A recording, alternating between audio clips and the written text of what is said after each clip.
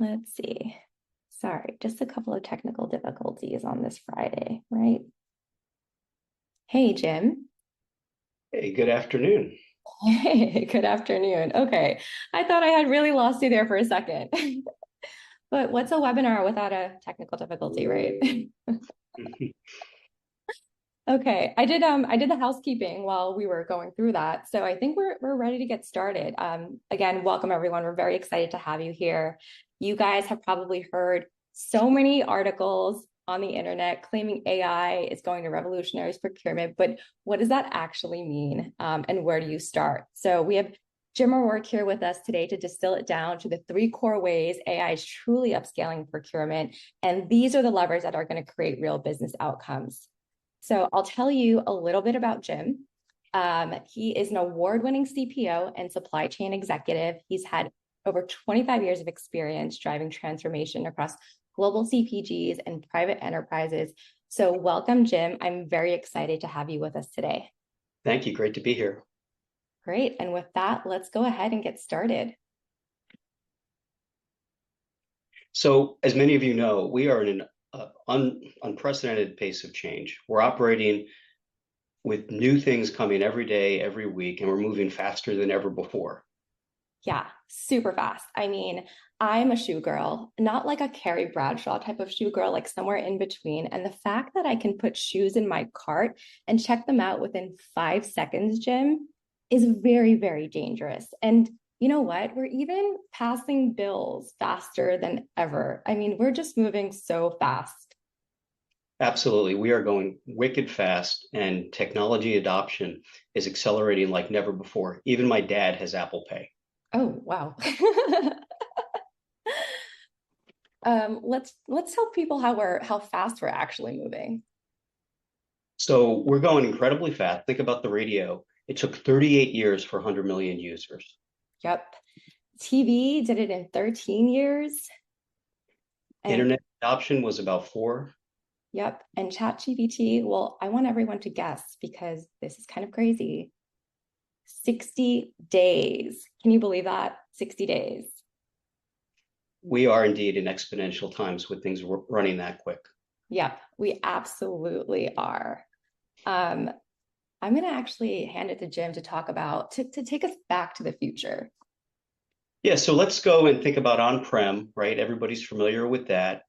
Then along came this concept of cloud native, and technology was still on a predictable curve. The mainframes, the cloud, people saw it coming. Cloud would be your AWS, Netflix, Spotify, things we all use or impact us every day. But AI is really shattering that curve or that glass ceiling.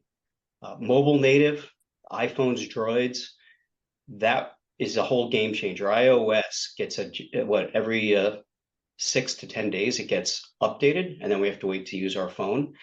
And now AI native, right? This is emerging, and this is going to be the game changing event in the next years of our lives and careers. I go back. Yes, I'm old, over 25 years in procurement, but in 1996, when I left the Army, I received my first laptop and it had email. That was the first time I had ever used email. And I thought that was game changing. I think AI native is going to take us all by surprise. Absolutely. Wow. Really bringing us back, Jim. 1996. I was 5 years old. But yeah, AI isn't just following the pace of tech. It's actually setting it and it's compressing what used to take years into months. So we're not, we're leapfrogging now. That's exactly where we're at. And um, what does that mean for procurement leaders? I think Jim, you kind of have an idea here, right? Absolutely. This is a tremendous opportunity to embrace and understand. And I would offer the question is no longer should we use AI? The real question is how fast can we operational AI where it creates the most impact and begin our learning journey to see how Yeah. we leverage this in the future. Absolutely. And I think, another important question here is what kind of AI platform can procurement actually trust to take them from zero to transformation? Because as we're seeing it, not all AI is created equal. You need a platform that's built for speed, for scale, strategic outcomes, and one that just so happens to deliver delight. Yeah, and so this AI native opportunity is going to be game changing. And I think on the next slide, you explain the difference between the bolt on and the AI. Yeah, I definitely do. And a lot of you are probably are wondering, what does AI native even mean? And so I'm going to tell you a tale of two foundations.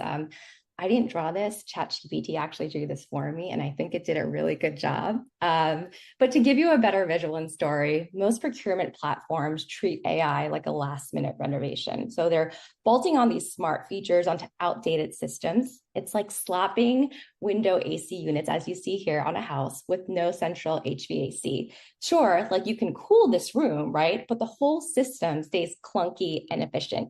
So legacy platforms weren't built for AI. They still rely on manual workflows, constant human oversight, and automation that's just duct taped together with workarounds. So you can bolt on features all day, but you'll never get true intelligence at scale. AI native platforms are vastly different, right? They're built for machine learning from day one. They're designed so AI leads the work, not just decorates it. And think of it like, a smart thermostat in your home. It's like, I think it's those Nest ones. Unfortunately, I don't have one of those.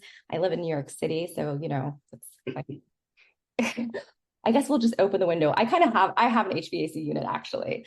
I'm sorry, this window AC unit.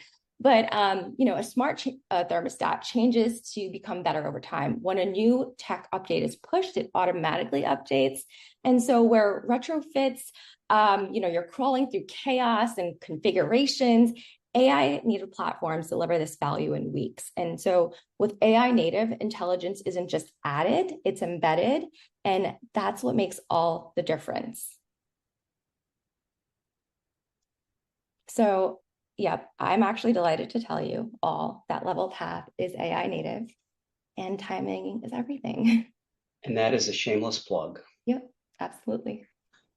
I'm in marketing after all. Great. So let's get to the meat of it, actually. I'm going to hand it off to Jim, but across all of our customers, we've seen AI deliver value in these three essential areas. So Jim, with that, please take it away, dive into your expertise here. Yeah, so these levers, as we all know, are really important. And when you do these well, it's foundational. And you can scale up other parts of the business, deepen supplier relationships, and potentially mitigate risk. And so I'm going to share some more perspective as we go to the next slide. For sure. So I think this feels familiar to a lot of the folks, especially my supply chain and finance friends that have joined us, right? We look at 2025, workload went up at least 10%. And these are from studies. This isn't our point of view. Budget's been very, very tight. And in the last 5 months, not only has SG&A been under pressure and there's been reduction in force, but in some companies it's zero is what I'm hearing. And that creates this efficiency gap.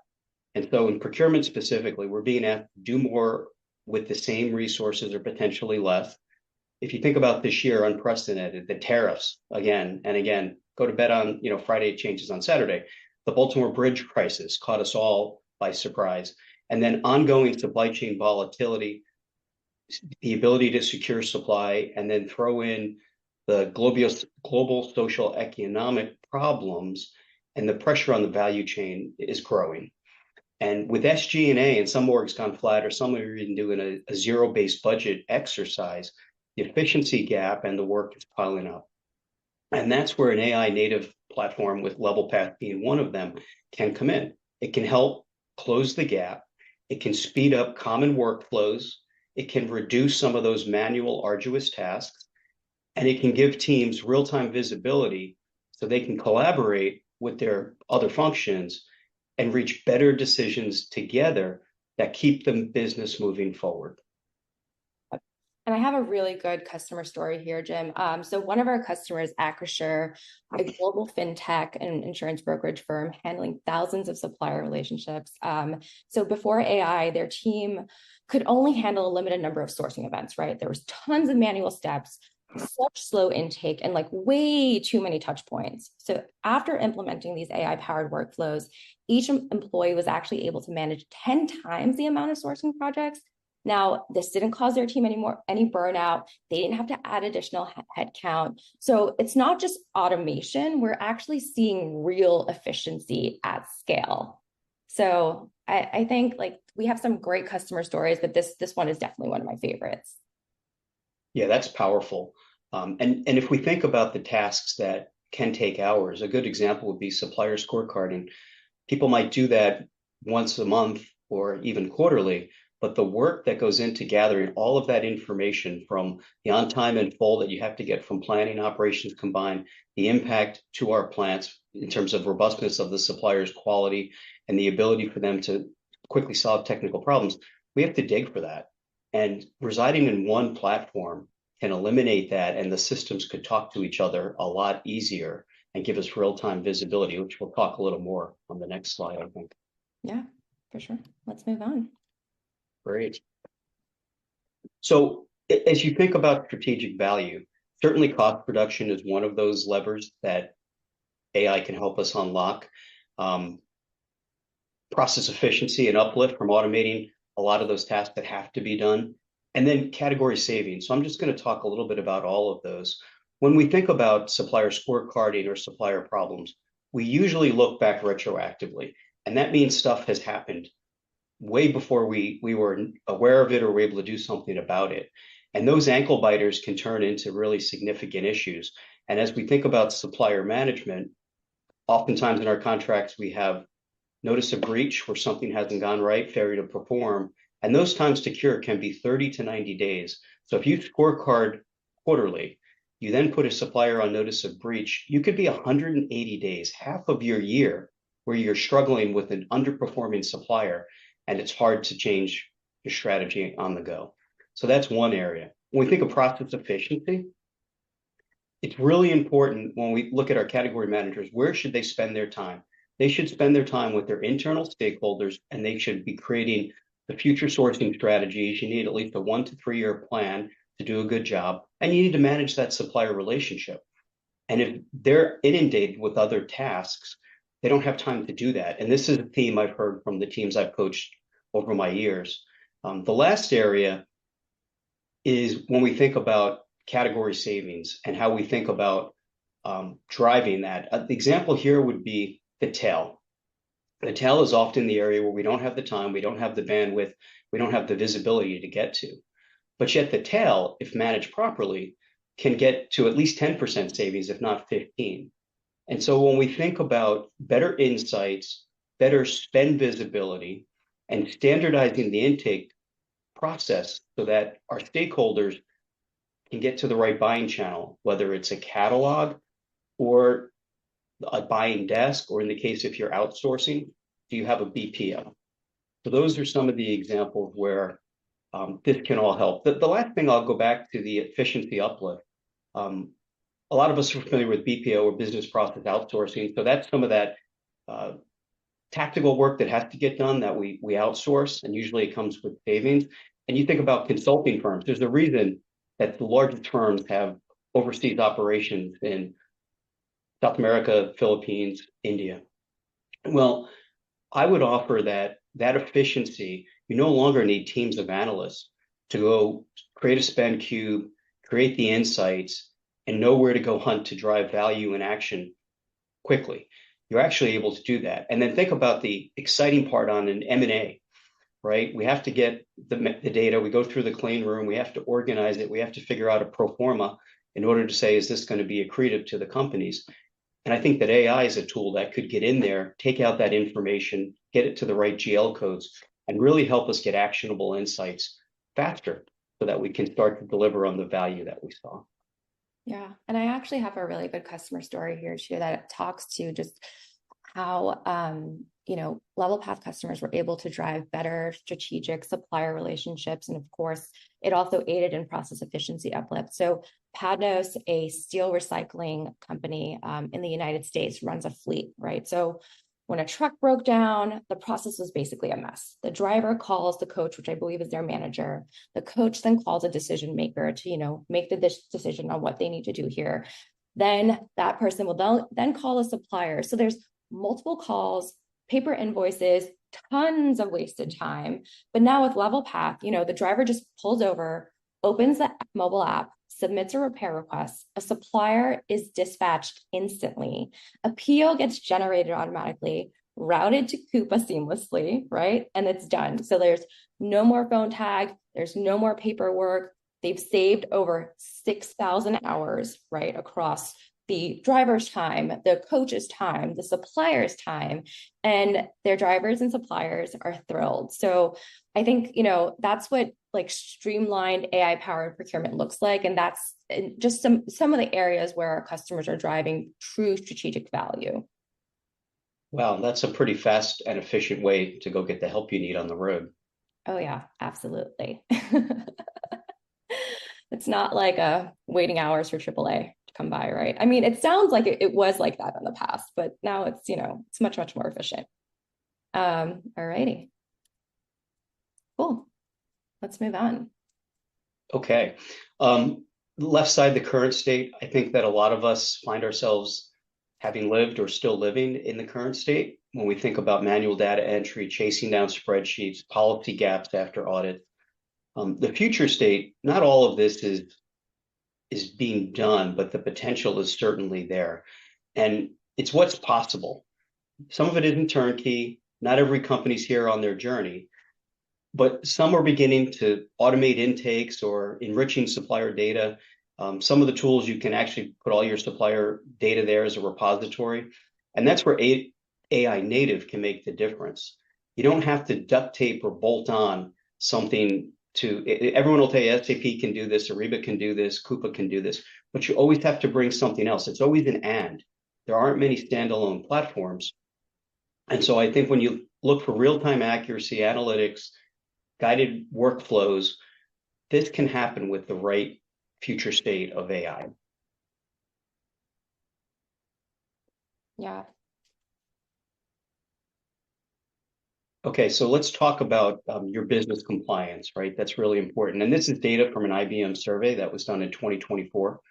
And so in that survey, they said 82% of procurement professionals believe that AI enhances supplier risk management. The companies that had used an AI tool had seen $70 million in duplicate mistaken payments that had been reclaimed. We'll talk about that in a minute. And then fraud, waste, and abuse still happens, especially when you have the tail or you have a lot of buyers in a company where there aren't good policy. And so that complexity continues we struggle with that. One example would be supplier performance. Risk data often lives in treasury. And the quality metrics I mentioned before are in operations. And then nothing brings those two together.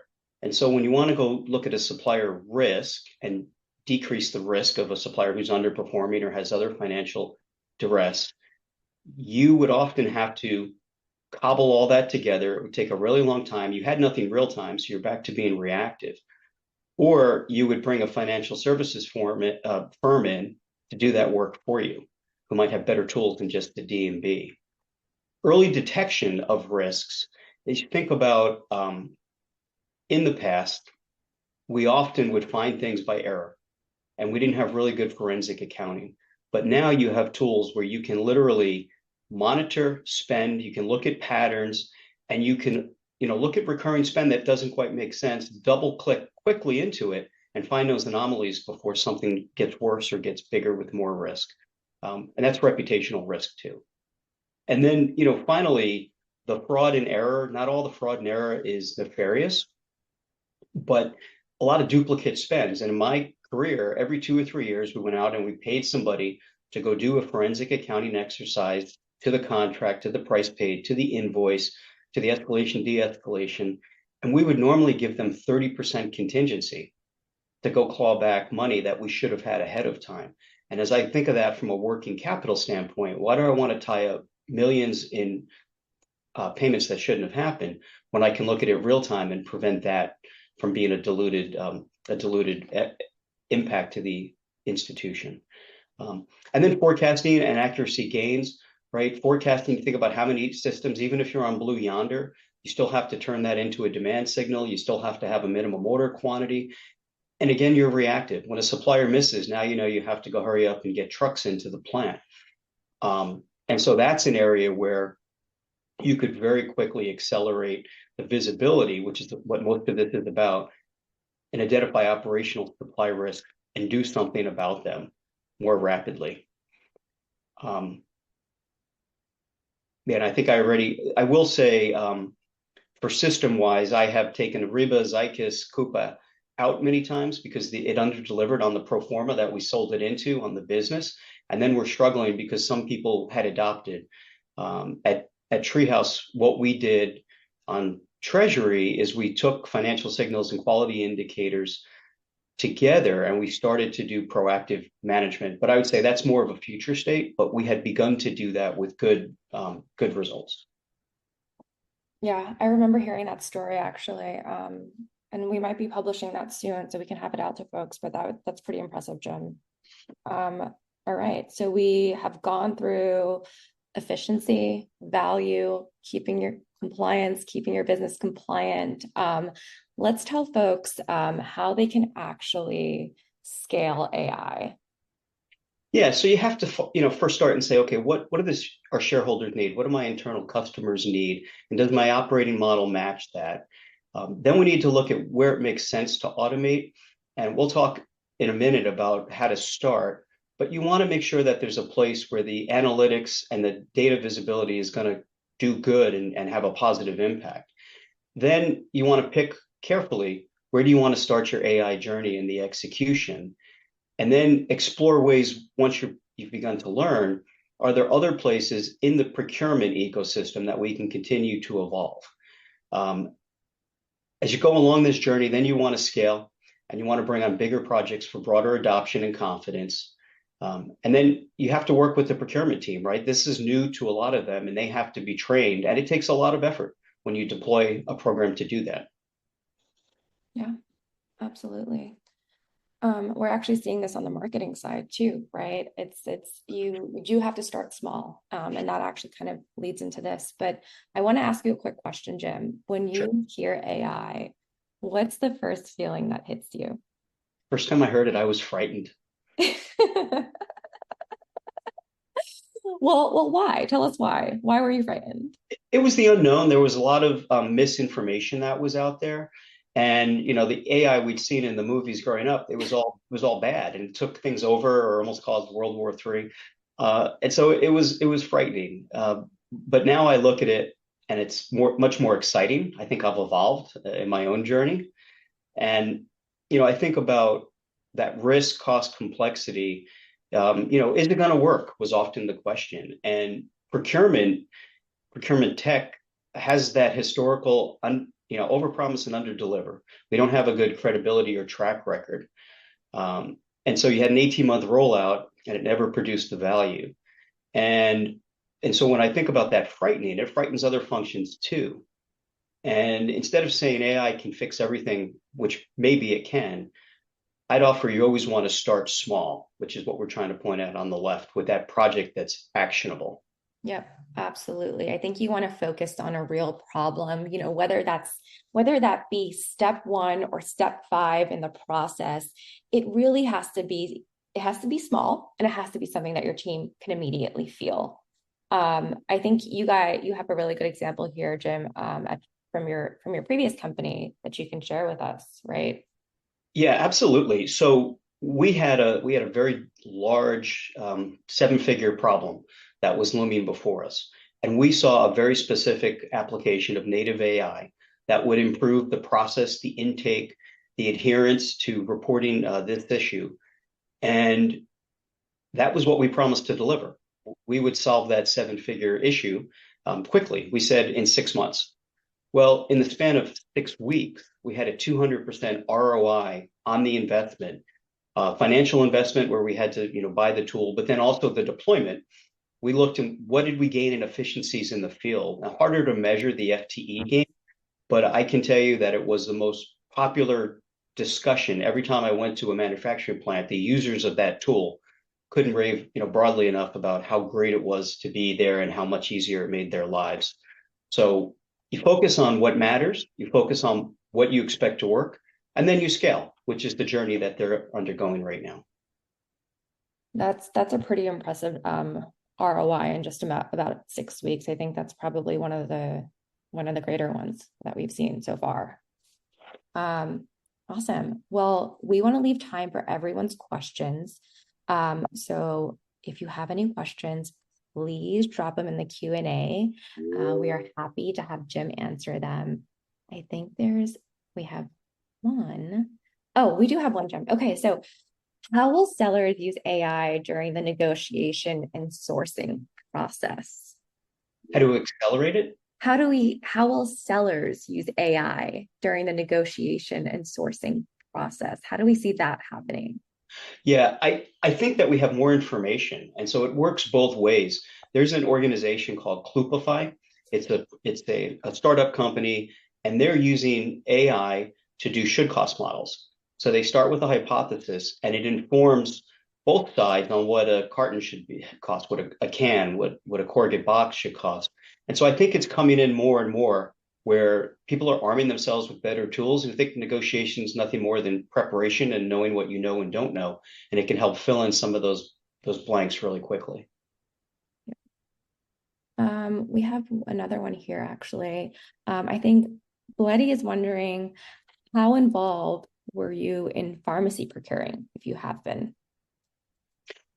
I have not. I did pharmacy R&D a long, long time ago, but I don't have much context for APIs and excipients and an FDA regulated environment. Okay.